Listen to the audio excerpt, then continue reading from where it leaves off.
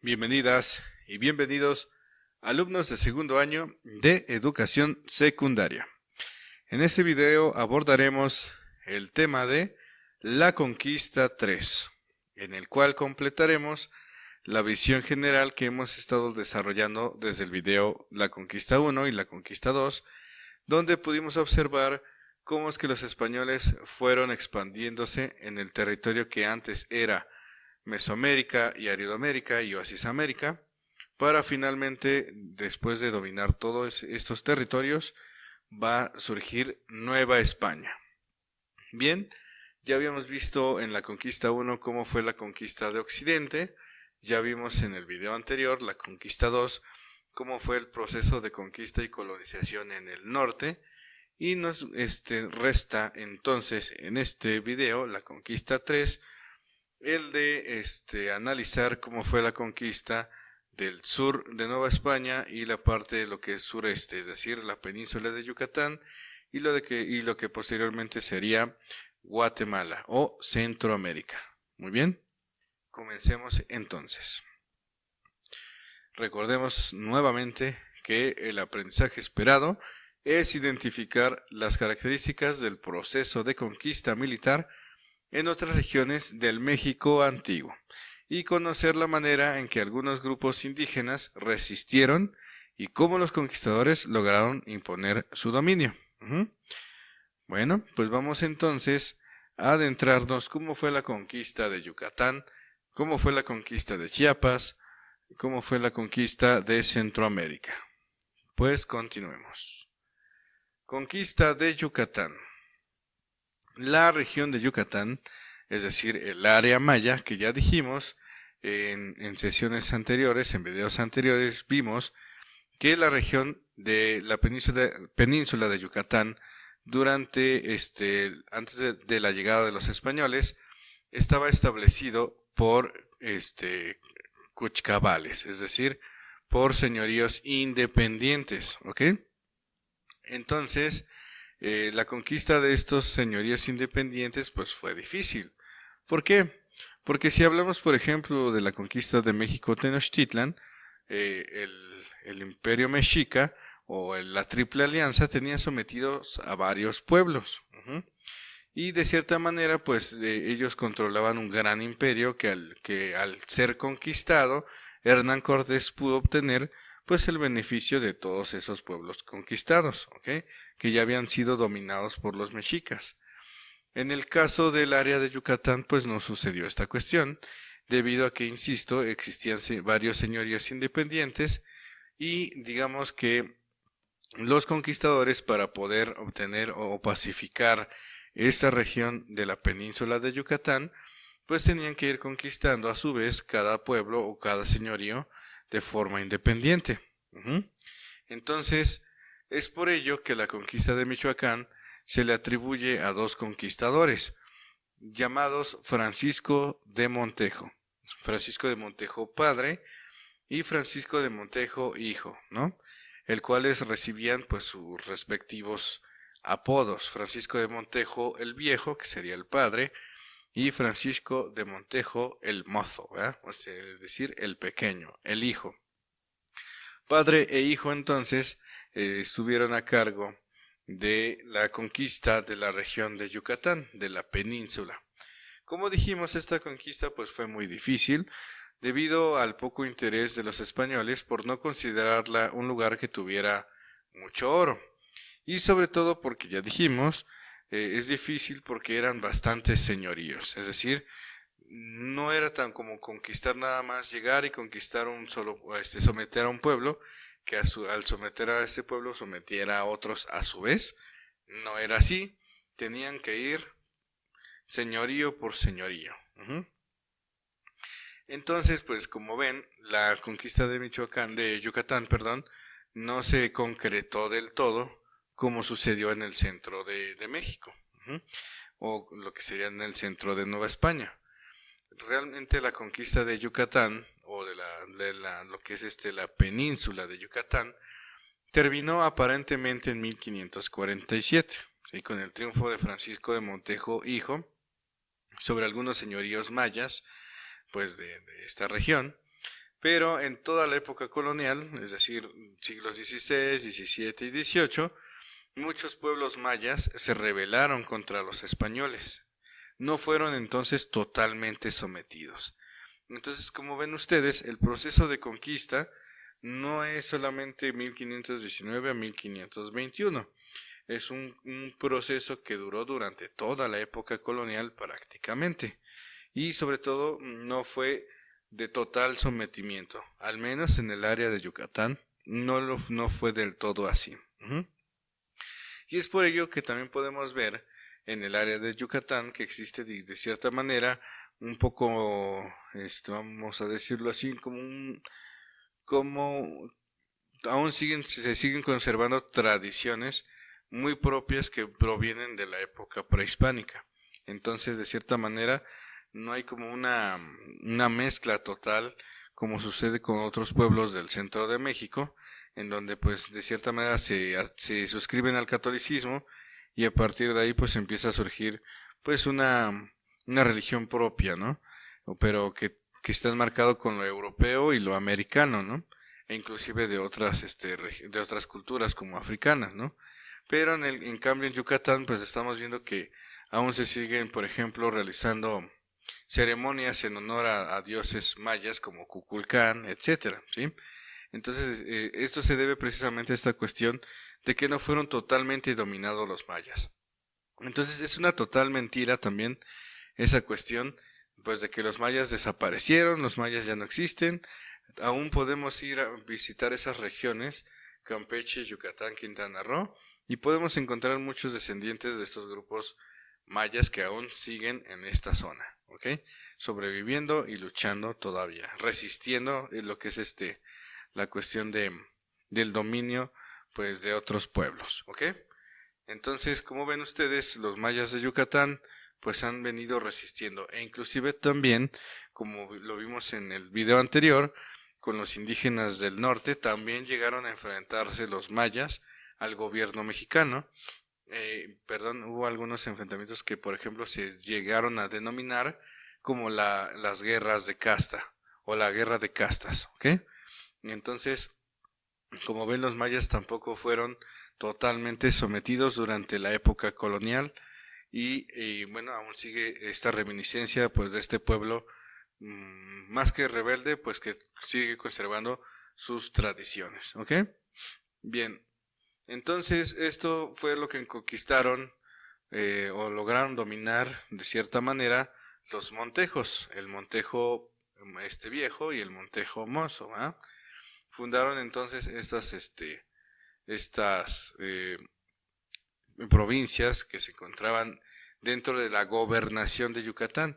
Tan difícil era de cierta manera su administración política durante la época novohispana, esta región que ni siquiera recibió, digamos, una categoría más administrativa más compleja como lo es una provincia, sino que fue de hecho denominada como una gobernación e inclusive como una capitanía, sí, porque siempre estaban en constante enfrentamientos grupos mayas pues contra los españoles. Entonces, bueno, estos son, digamos, los principales territorios que conquistaron los montejos: Santa María la Victoria, que hoy sería Tabasco; Campeche; Mérida, que pues actualmente parte de Yucatán; Valladolid; y lo que es Salamanca de Bacalar, ¿ok? Que ya dijimos que posteriormente van a hacer esto los estados de Yucatán, Quintana Roo, Campeche y Tabasco, lo que es la zona del área maya. Y esta zona que estamos viendo aquí en medio, pues es zona que de cierta manera permaneció deshabitada por mucho tiempo, al menos por grupos españoles, pero que finalmente pues fue dominado esta región por los españoles, más que dominado, controlado, al menos desde el punto de vista administrativo y territorial, pero así como establecer un dominio sobre los mayas, pues no se logró del todo, ¿ok? Y a pesar de que hubieron algunos que fueron sometidos, finalmente llegó a haber momentos en que se rebelaron contra los propios españoles. Entonces esto fue, digamos, la región de Yucatán, ¿Qué pasó con las otras regiones? ¿Qué pasó con, por ejemplo, la región de Chiapas o la región de Centroamérica? Bueno, vamos a ver. Aquí estamos viendo un retrato de don Francisco de Montejo, el Mozo, es decir, el hijo, es decir, el segundo Montejo. Y por eso es que también en Mérida pues va a existir el famoso Paseo de Montejo, en honor a estos conquistadores que llegaron a finales del siglo XVI. ¿Cómo fue la conquista del sur de Mesoamérica? Es decir, Chiapas y Guatemala. Bueno, en la región de Chiapas y Guatemala fue conquistada por Pedro de Alvarado. ¿Se acuerdan de Pedro de Alvarado? Fue el que organizó la matanza del Templo Mayor en Tenochtitlan, ¿sí? Muy allegado, muy amigo de Cortés, de Hernán Cortés. De hecho, el propio Hernán Cortés es quien le ordena a Pedro de Alvarado organizar una expedición hacia lo que es la zona de Chiapas y Guatemala. Pedro de Alvarado, acuérdense, no fue solo.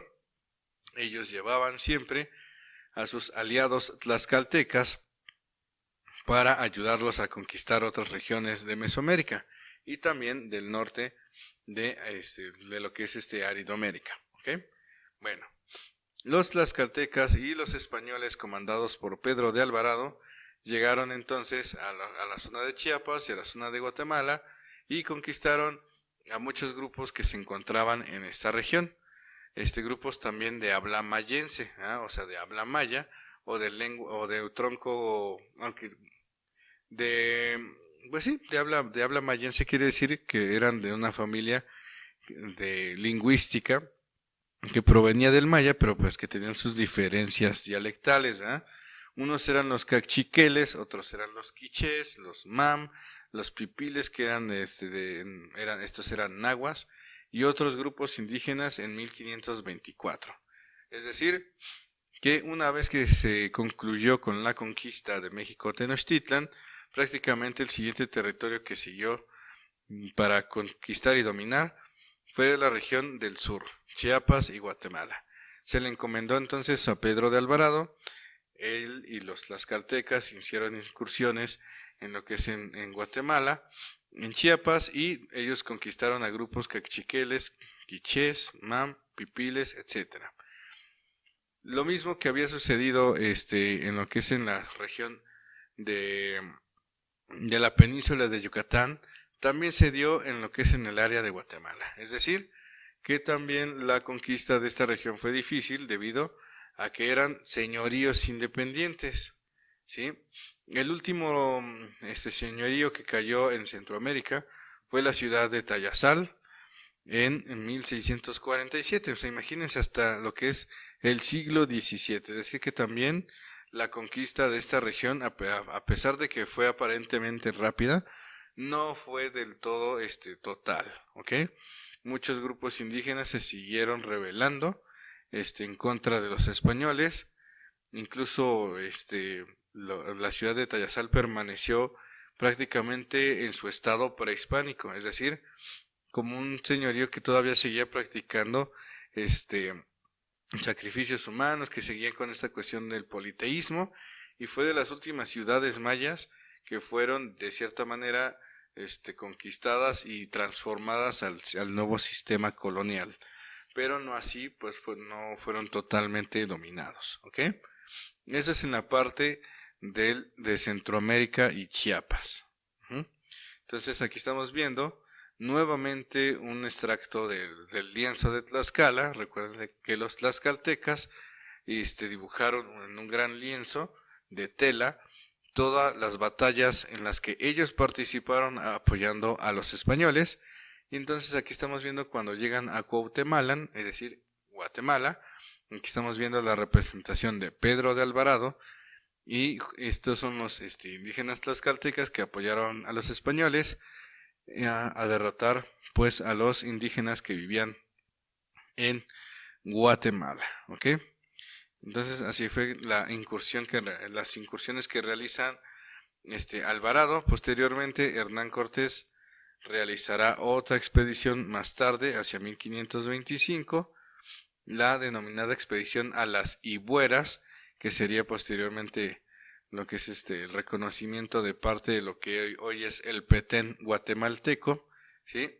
Pedro de Alvarado se concentró sobre todo en la región chiapaneca, o sea, la parte del Soconusco, y de ahí más hacia adelante adentrándose a lo que es a las laderas montañosas de la costa de lo que es el área maya, ¿ok?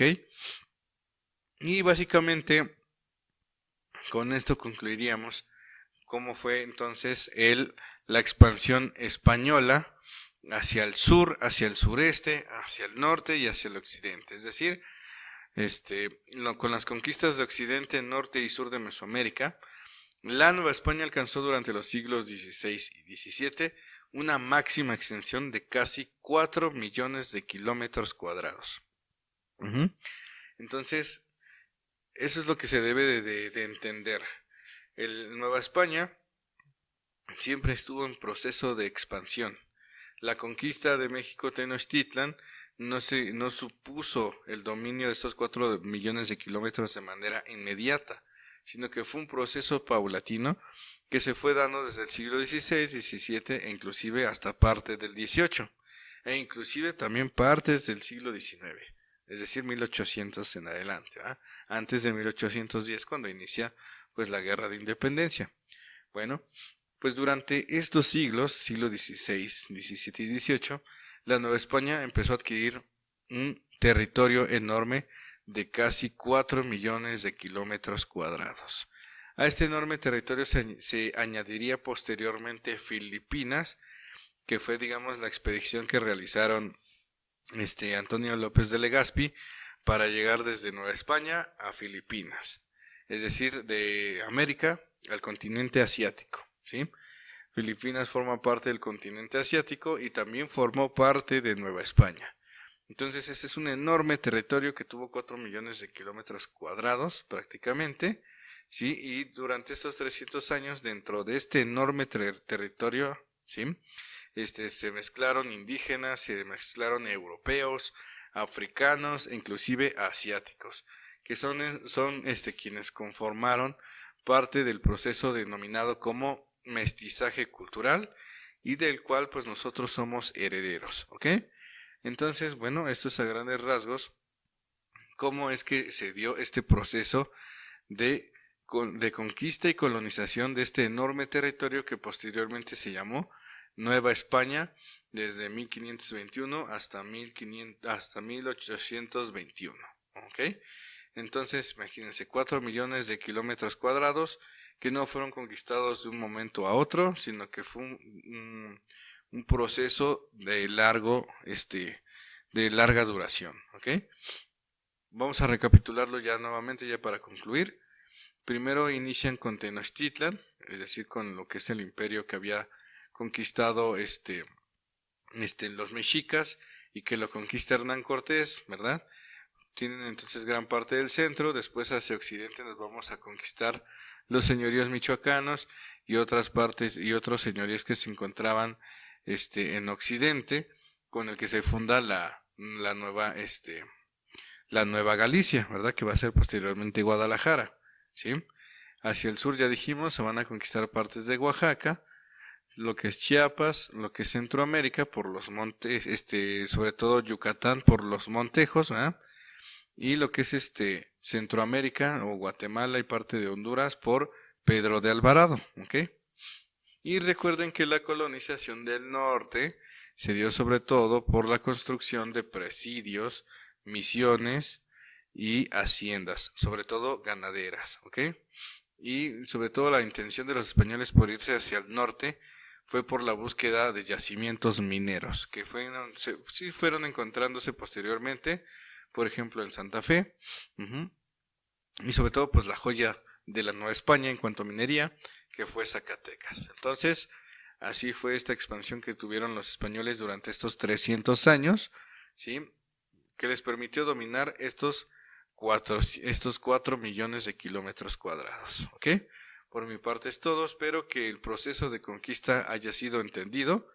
Ya en los siguientes videos entonces nos vamos a concentrar en cómo en este enorme territorio se gestó un sistema político, un sistema económico y un sistema social, un sistema cultural que va a dar origen a lo que posteriormente sería o es actualmente México como país, ¿ok? Por mi parte, pues ha sido todo. Cuídense mucho. Nos estamos viendo. Hasta la próxima.